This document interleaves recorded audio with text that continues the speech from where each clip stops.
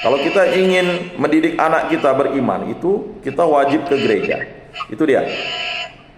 Bagaimana kalau seorang suami istri malas ke gereja? Itu tadi, dia hanya memiliki ritual, tetapi tidak memiliki rahmat dalam dirinya. Jangankan ya, dosa berat itu kan menghujat Roh Kudus. Jadi kalau kita memutuskan hubungan kita dengan Allah, satu kali saja kita hari Minggu tidak ke gereja, itu berdosa berat, Pak. Karena kita tidak ingin berjumpa dengan Kristus. Apalagi sudah berkali-kali, Pak. Lalu tiba-tiba Natal Paskah nyelonong nyambut tanpa menerima sakramen pertobatan, ya tidak bisa. Bagaimana itu terjadi? Ya karena memang orang itu dipengaruhi oleh dunia, hawa nafsu dan iblis. Jadi ada oknum yang suka menghambat kita untuk datang ke gereja itu atau berjumpa dengan Kristus, yaitu iblis. Maka Yesus katakan diam. Nah, karena iblis ini menggoda kita dengan cara macam-macam. Tidak apa-apa, tidak ke gereja, ya kan? Ya. Karena Tuhan Allah itu Maha Pengasih. Sama seperti dia membujuk Hawa. Jadi dia membujuk Hawa itu kan luar biasa. Hawa, semua buah ini boleh kau makan kan di taman ini? Lalu Hawa bocorkan rahasianya. Tidak, satu buah itu tidak boleh kami makan. Kalau kami makan, kami akan mati. Oh enggak, kalau kau makan, kau akan sama seperti dengan Allah. Jadi, ketika kita tidak datang ke gereja pada hari Minggu, justru kita akan menjauh dari Allah. Padahal kita harus tunduk kepada Allah. Tunduklah kepada Allah, lawanlah iblis, dia akan lari daripadamu. Sama dosa ketidaksetiaan tadi, Pak. Ya. Ketika sudah diikat oleh sakramen, perkawinan itu adalah ikatan yang suci, kudus. Karena sudah diikat oleh Kristus. Ya.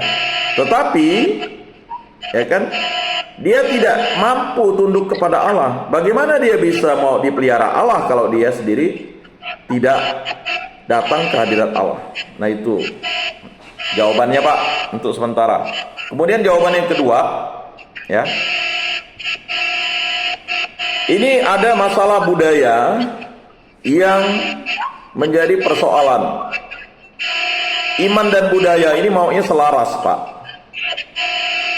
Tetapi ketika kita sudah beriman kepada Kristus, perjanjian lama itu harusnya sudah kita tinggalkan.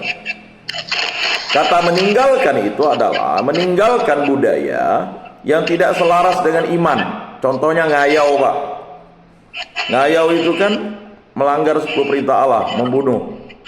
Dia tidak selaras. Ya. Tidak ada yang bisa membantah itu bukan budaya Dayak, Pak. Ngayau itu salah satu budaya.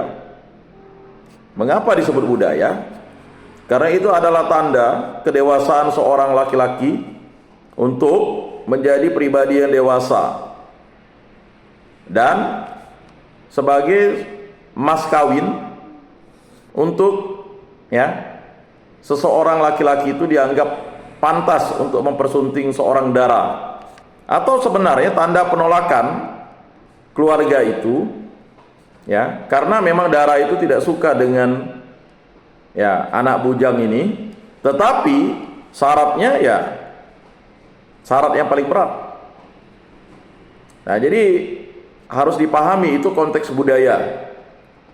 Jadi ketika orang belum beriman, dia tidak paham kalau mengayau kepala orang itu dosa. Maka yang dikayau itu adalah sesama Dayak, Pak. Tidak ada yang mengayau itu suku lain. Memang pernah terjadi tahun 60-an, tetapi itu ya kayau karena ya. Jadi kalau tradisi ngayau itu mengambil kepala dari orang terkuat dari kampung sebelah atau kampung yang sudah sesuai dengan adat ritual yang pas. Lalu ketika dia memang harus gugur dalam pegayauan itu, kepala orang itu harus dipelihara, dibawa ke kampung untuk menjadi ya penjaga keluarga atau penjaga kampung itu. Nah, tiba-tiba ada unsur budaya-budaya lain masuk misalnya. Ya. Jadi budaya ini kan adalah sesuatu hasil cipta kreasi manusia.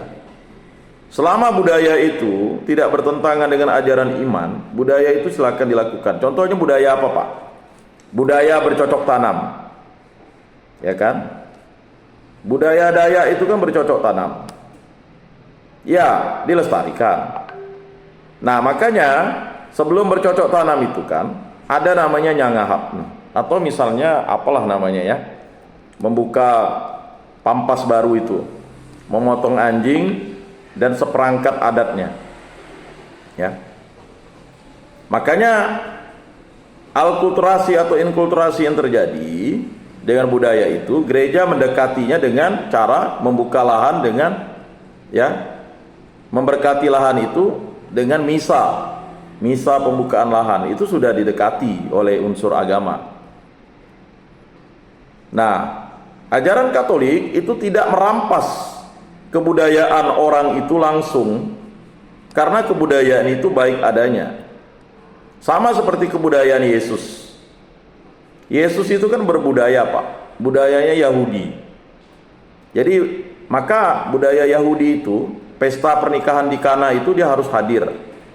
Bahkan Yesus itu mengikuti budaya Yahudi, disunat. Pada usia 8 hari dia harus disunat, dipersembahkan di bait Allah. Kemudian pada usia 12 tahun dia harus diperkenalkan dengan kota Yerusalem. Ya. Kemudian sebelum mencapai umur 30 itu dia belum pantas untuk membaca kitab suci. Nah, kemudian pada pesta pernikahan di Kana itu dia harus hadir karena diundang. Ya, ada tradisi minum anggur untuk menjamu tamu-tamu. Ya. Maka tradisi-tradisi Yahudi itu dipelihara dan dilakukan Yesus karena memang budaya itu sejalan dengan iman akan Allah. Lalu yang Bapak tanyakan tadi itu kan, kok sebagian pelaku budaya ini beriman Katolik? Nah, Katolik itu universal artinya. Jadi ketika menjadi Katolik, seseorang itu dibaptis, tidak mencabut serabut akar budayanya. Bahasanya, Pak, tidak dicabut. Kemudian yang kedua, sama juga, Pak, penyebaran agama di Indonesia itu tidak mencabut. Ingat, ya, agama Kristen masuk ke Indonesia itu abad ke-16. Ya, abad ke-16, Pak. Nah, yang menyebarkan Kristen pertama kali itu adalah ya, gereja Katolik. Nah, setelah itu diikuti oleh gereja Protestan. Ya. Jadi kurang lebih abad ke-15 dan 16 itu, ya, terjadi yang namanya orang menyebarkan. Nah, di wilayah mana? Di wilayah Ambon, Nusa Tenggara Timur. Sedangkan masuk di daerah Kalimantan itu ya kurang lebih ya 100 tahun lebih lah. Ya. Lalu untuk mendekati suku-suku yang ada di Kalimantan ini tidak gampang, Pak. Ya. Jadi misionaris itu harus membuka yang namanya klinik, pengobatan, pendidikan, ya, karya sosial. Nah itu. Nah, bagaimana mendekatkan diri gereja dengan orang-orang lokal setempat itu? Ya pasti dengan mulai mempelajari bahasa budayanya. Tetapi juga ajaran iman itu ditegakkan dengan cara yang lemah lembut. Ya, itu. Nah, sekarang bagaimana kok beberapa pendapat, misalnya di kampung Bapak itu ada orang-orang yang ya beriman atau beragama Katolik masih melakukan hal-hal tersebut. Ya. Jadi kalau menurut pendapat saya, yang pertama, orang itu kan bertumbuh dan berproses dalam iman. Dia percaya Yesus. Dia percaya Allah, dia percaya Roh Kudus. Tetapi dalam proses pembinaannya itu, ya, lebih banyak dibina oleh budaya, kebiasaan sehari-hari. Ya. Sama seperti saya katakan budaya bercocok tanam, ya. Karena warisan leluhur kita itu mewariskan seperti itu. Kalau buka lahan seperti ini, kita ini kan tidak bersawah, Pak. Ya. Jarang yang bersawah. Kemudian yang kedua, ya, kita ini kan ada budaya pangari. Budaya pangari itu kan budaya gotong royong, Pak. Belale lah bahasanya. Kemudian ada budaya gawe, budaya pesta setelah panen. Kemudian budaya makan minum. Jadi kalau orang Dayak itu tidak perlu ditanya. Misalnya orang naik ke rumah Pak Timotius Ngacam, tidak boleh ditanya, pantang ditanya mau minum apa. Ya kan? Sekarang aja orang nanya minum apa, ya pasti disajikan. Kalau saya dulu pulang ke kampung, kakek saya langsung kasih susu. Karena wah ini cucu dari kota, susu Pak. Karena minuman yang ada itu susu, teh, kopi. Kalau untuk yang kenal baik itu kopi. Kalau teh itu biasanya ya itu untuk anak-anak kecil. Tapi karena cucunya datang dari kota dikasih susu Pak. Dicarikan ikan. Karena jarang Pak ketemu. Ya. Tidak pernah ditanya Pak mau makan apa, itu tidak boleh sebenarnya. Jadi kalau masih merasa orang Dayak itu tidak ada nanya makan. Kalau pas kita lagi makan Pak, kita tidak perlu lagi nanya. Ya, pasti kita bawa makan. Nah itu budaya Dayak yang saya tahu Pak ya. Jadi saya merasakan itu sangat kental.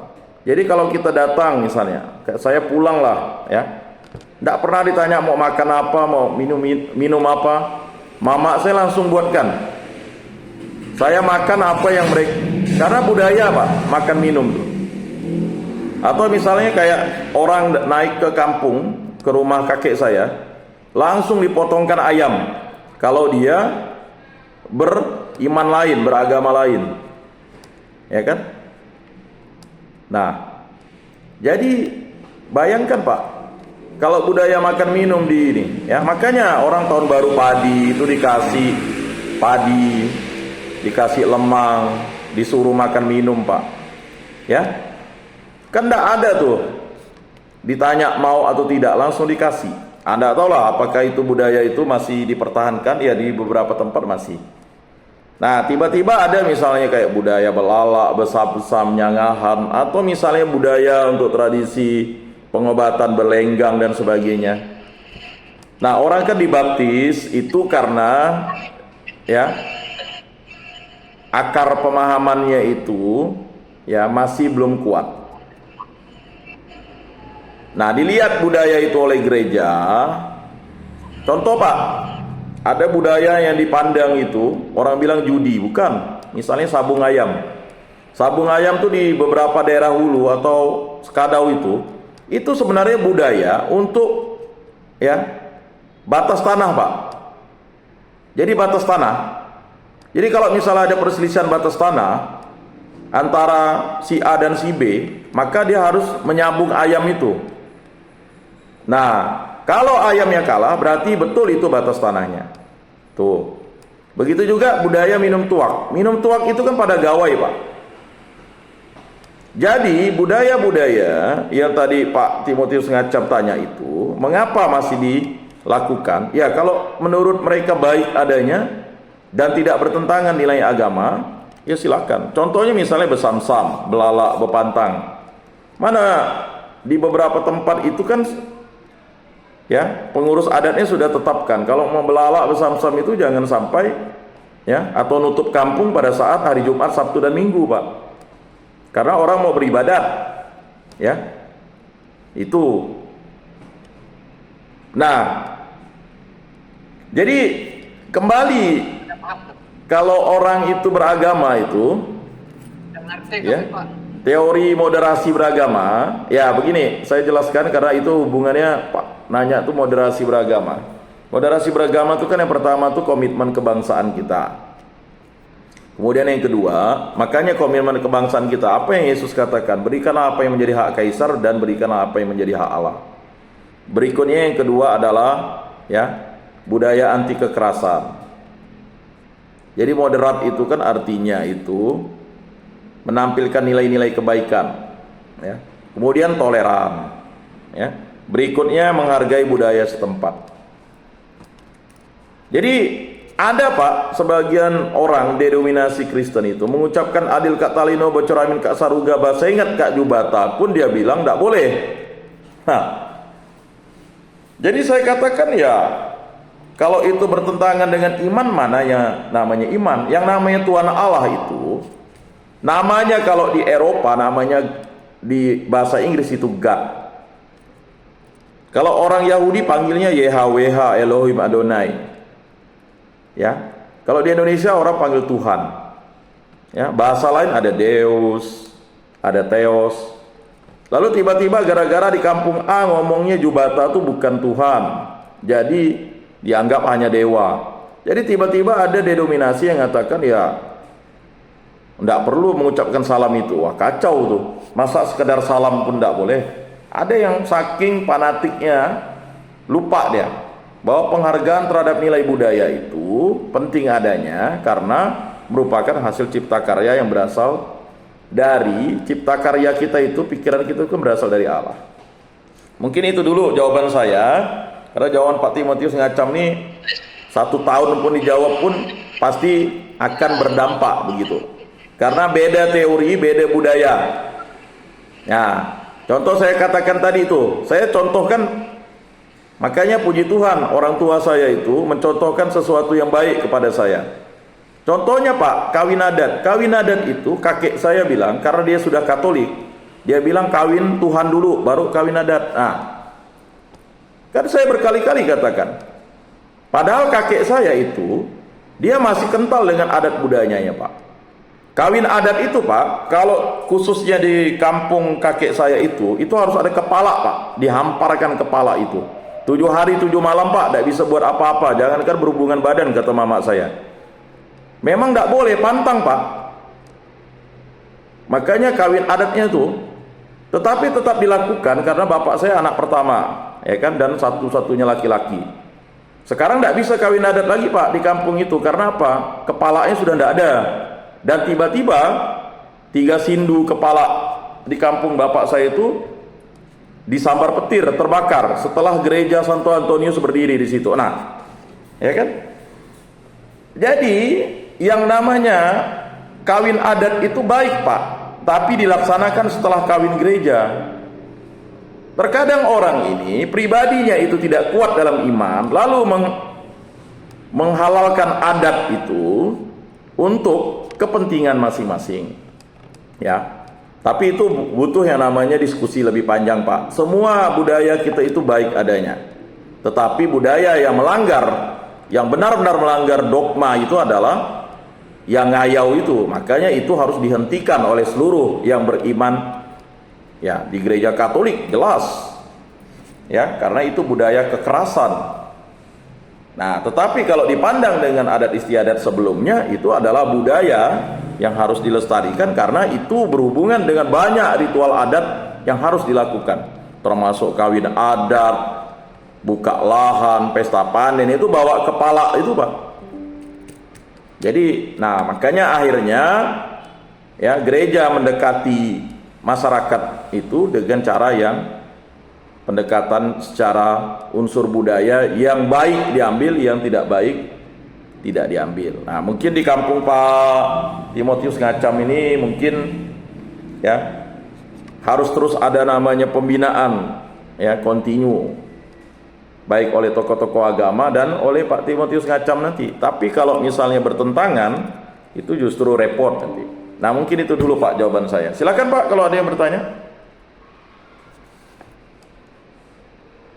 Ya, gimana Pak Tis? Ya Pak, silakan Pak. Saya sih beda dengan Pak Ngacam Pak. Ya, silakan Pak. Saya mau masalah kesetiaan ini Pak. Ya. Pak, tetangga saya itu, tetangga lah, di kampung rasanya. Itu kan dia bilang dia setia karena sudah dibaptis, pokoknya sudah semua lah syarat gereja. Ya. Tapi di minggu saya lihat duduk di kaki 5 teras. Waktu diajak sembahyang, oh enggak katanya, saya ada dibaptis. Pagi dia bilang kalau ada orang ganggu gereja kita, saya maju ke depan. Asah orang yang ganggu gereja kita. Ini katanya Pak. Lalu Pak, pertanyaannya, umat seperti ini tergolong kesetiaan yang seperti apa Pak? Apakah hanya setia pada agama atau setia kepada Kristus? Karena tadi kan Bapak sudah di awal materi Bapak kan sudah Bapak jelaskan orang yang setia kepada Kristus adalah ini, tidak saya ulang Pak. Tapi ada orang yang seperti ini, sulit Pak ngajaknya ke gereja Pak, ya kepala keluarga lagi. Lalu Kalau anak-anaknya pun ikut-ikut malas bayar. Lalu hampir satu gang itu, kita kan udah orang Kristen, ikut Yesus. Kita udah diwakis, hati saya cukup, tidak perlu ke gereja. Apa di khotbah pendeta pastor. Terima kasih Pak Yakobus. Terima kasih. Ya, memang kesetiaan, loyalitas itu beda-beda tipis. Ada orang yang setia dan loyal ya. Ada orang yang setia tidak loyal. Tapi itu harus dipahami. Yang dimaksud kesetiaan ini adalah kesetiaan terhadap Kristus dalam sakramen-sakramennya. Kalau dia tidak ke gereja ya tidak setia berarti dia. Dia Katolik, lalu dia udah dibaptis, lalu dia ada pastor pada hari Minggu, dia tidak datang ke gereja, tak nyambut, ya tidak setia. Ketidaksetiaan itu adalah kedosaan yang dia harus tanggung. Persoalannya dia tak ke gereja, lalu tiba-tiba ada orang ngacau gereja, lalu dia mukul orang, itu kan bukan kesetiaan yang murni, hanya kesetiaan mulutnya saja. Kata mulut itu artinya kesetiaan yang hanya melihat materi-materi saja gitu. Ya kan? Banyak Pak orang yang berani mati untuk bosnya, berani mati. Itu loyal namanya, berani mati untuk organisasinya, berani mati untuk pekerjaannya, itu loyal. Tapi yang dimaksud dengan kesetiaan itu adalah kesetiaan kepada Kristus. Lalu bagaimana disebut setia kalau tidak datang ke gereja? Sama seperti kita. Kita sebut diri kita setia, tapi maka Yesus itu kan sampaikan. Lihatlah doa orang Farisi itu, bagaimana berkenan di hadapan Allah. Ya kan? Dia berdoa, aku bersyukur kepadamu ya Allah karena aku tidak seperti orang lain katanya. Aku ini bukan penyamun, bukan perampok, bukan pencuri, bukan pezina, ya kan? Dan aku memberikan perpuluhan, ya. Aku melakukan hal-hal yang baik. Aku tidak seperti pemungut cukai itu. Itu sama Pak. Jadi jenis orang itu modelnya seperti itu, ya. Tidak perlu ke gereja, aku ini kan tidak berdosa. Lihat kalian yang ke gereja sering ngomongkan orang misalnya. Lalu ya lihatlah, kalian tuh yang datang ke gereja penakut. Nih ada orang ngacau gereja kita, aku yang ini di sini. Itu sama Pak. Apakah itu berkenan di hadapan Allah? Ya tidak. Ya kan? Kesetiaan itu kan bukan dibuktikan dengan keberaniannya hanya seperti itu. Kesetiaan itu artinya bersedia kehilangan nyawanya karena Kristus. Itulah para kudus. Kesetiaan itulah ganjarannya adalah orang kudus. Makanya orang-orang Kristen itu nama baptisnya ada orang kudus, terutama orang Katolik. Mengapa? Karena kesetiaan terhadap iman itu adalah sesuatu yang berasal dari Allah. Ya, itulah bacaan pada hari Minggu yang dibacakan itu.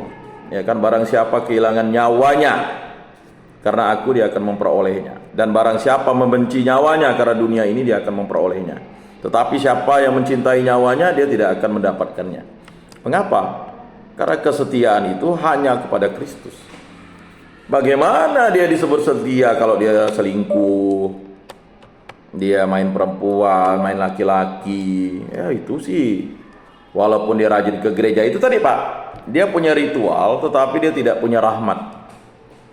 Sama seperti kita bilang diri kita setia, tapi kita sering. Makanya orang yang tidak setia terhadap Allah itu berdosa. Saya berdosa, sesungguh berdosa. Ketidaksetiaan itu diganjar, ya kan, dengan rahmat yang diberikan oleh Kristus. Makanya kesetiaan terhadap Kristus itu adalah berani menyangkal diri, kemudian ya memikul salib dan mengikuti Yesus. Kalau kita mengikuti Yesus, apa yang dilakukan oleh Yesus ketika Petrus, ya kan, memutus telinga Maltus, hamba bait Allah itu. Yesus bilang, sarungkan pedangmu.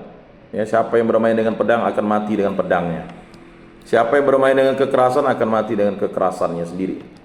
Ya. Karena apa? Menjadi pengikut Kristus itu, ya, bayangkan ya, harus membawa damai sejahtera, ya kan? Tuhan jadikanlah aku pembawa damai. Bila terjadi kebencian, kita membalasnya dengan cinta kasih. Bila terjadi penghinaan, kita membalasnya dengan pengampunan. Bila terjadi perselisihan, kita membalasnya dengan kerukunan. Ya kan? Bila terjadi kebimbangan, kita membalasnya dengan kepastian. Bila terjadi kecemasan, kita membalasnya dengan harapan. Ya kan?